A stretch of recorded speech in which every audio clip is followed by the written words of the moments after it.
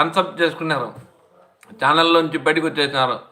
ఆ దెబ్బకు నేను మమ్మల్ని క్షమించండి, నేను మాట్లాడిన మాటలు నేను వెనక్కి తీసుకుంటాను అని, నేను అన్న మాటలను వెనక్కి తీసుకుంటానని అన్వేష్ మొత్తుకుంటాడు ఛానల్లో యూట్యూబ్లో.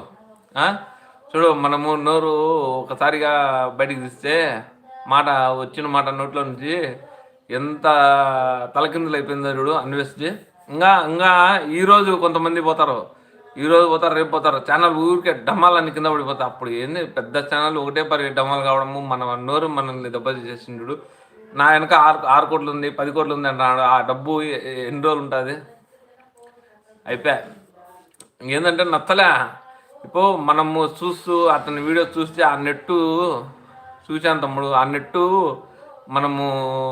మనం వేసుకొని డబ్బులు మనం చూస్తాను, ఆ వీడియోలు చూసి ఆ అమౌంట్ యూట్యూబ్ డబ్బులు వాడికి పంపిస్తాడు. కానీ వాడి నోటితులతో మొత్తం 10 లక్షల మంది మనం ముగ్గురిని ఇద్దరిని సంపాదించుకోవడానికి ఆ లైవ్లో వచ్చిన వాళ్ళు సబ్ చేసుకోండి బా, ఛానల్ సబ్ చేసుకోండి బా, సపోర్ట్ చేయండి బా అని మనం అడుగుకుంటుంటే వాడికి ఆ మాట అనకుండానే అందరూ ఛానల్ సబ్ చేసుకున్నారు.